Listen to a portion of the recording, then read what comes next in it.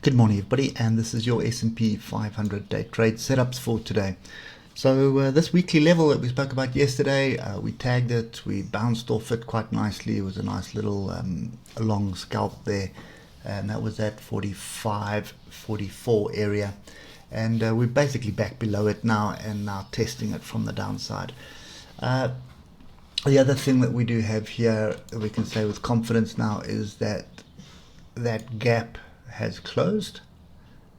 So we've got these two levels here, and could be bottom of range, a bigger range, or alternatively could be this big head and shoulders, big range, potential break to the downside, which is going to start targeting some pretty interesting targets to the downside. And if I'm not mistaken, there's a gap somewhere here. There is a gap somewhere here quite far down. I'll see if I can find it and I'll get it to you in another video. But a lot of things happening at the moment. This is not looking very good at all. So if we start breaking through 4,500, I think that's a time to start investing in a few puts if you've got a long-term portfolio, just to protect your capital. But at the moment, this is awaiting some kind of direction, should I say, and it is extremely volatile. So on the 3 hour, we've got the crossover, we've got the moving averages pointing down, oscillators all over the place, not giving us much information at the moment. We do have the next potential level up here, and I'll get those two now on the hour. So from a day trading perspective, what you're looking for is a retest of structure and then a rejection of the structure for a move to the downside. Don't want to be shorting over here. Look at the oscillators, they're grouped pointing up to the upside, and your stop is going to be up here at 4,600. So it's pointless trying to jump in here where you've got a 500 point stop loss. Just review yesterday's potential trades. Didn't really materialize, wasn't on the cards.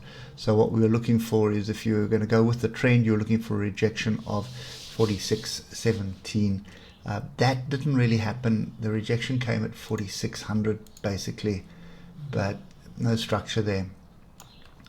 So often what happens, especially when you're above the moving averages like we were yesterday, going into the open, you kind of like have this what should I call it, but price typically just moves up to the next level. So you're short of a level, you're above the moving averages, you've got a bullish crossover here, so you would expect price to continue in this channel that was forming. So it ran and then it went into a channel, and you would expect it to continue to a level. It didn't materialize, so there was a bit of structure off the 155 for your short, which would have worked out well because you bounced up to it, informed the range on it. You're looking for a break of the range to the top of the downside. Break the downside, that was your short. So at the moment, little gap here as well. You've got these two legs on the 15 minutes as well. So this is kind of really all over the place at the moment. So sorry, I'm not just adding lines to this, but just looking for the structure, and then we'll come up to the hour. So there is a bit of 1 hour structure here as well. I think we can actually delete that. There's only one fractal here. So that trend line is going to be from there to there. So one of these two levels here is what we need to pay attention to.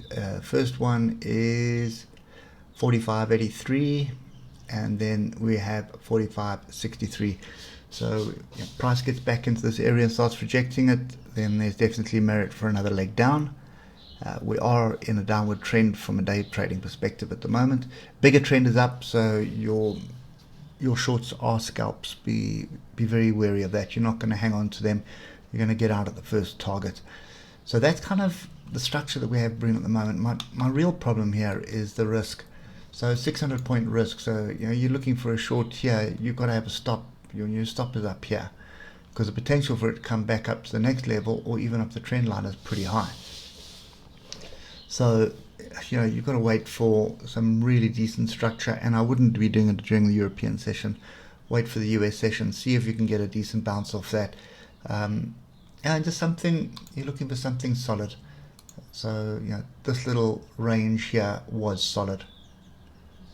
This wasn't solid because that is the fractal that was formed. I suppose it could have been if you look at those three fractals there, drawn your line along the first two, it could have actually given you an opportunity to look at it. But I think for me, this would have been the better bet to be short off. So, yeah, we're looking for moving averages to be pointing down. We don't want them crossed over like this. It's not a position to get in. Often you get burnt like that. So you can see there's a rejection of 155. That is half decent risk to reward. That's 134 points, and you could still be in that trade for 380 points, or even getting out now. So yeah, that's kind of my view at the moment. You need to be pretty cautious about this. It stinks of a trap as well, and that's a bear trap at the moment. It will be interesting to see if we can start breaking through this area to the downside. So we start dropping below these tails here, which is at 4,500, and turn around and reject it. Then I'm all on bear for a bit until we get the next bit of structure forming. But that's kind of the view that we have at the moment. And this is all driven by inflation fear. So just be cautious out there. Get down to the lower time frames and only trade off structure. Doesn't matter how good it looks, wait for the structure, trade off the structure. Hope that helps, and we'll catch up with you tomorrow morning. Cheers for now.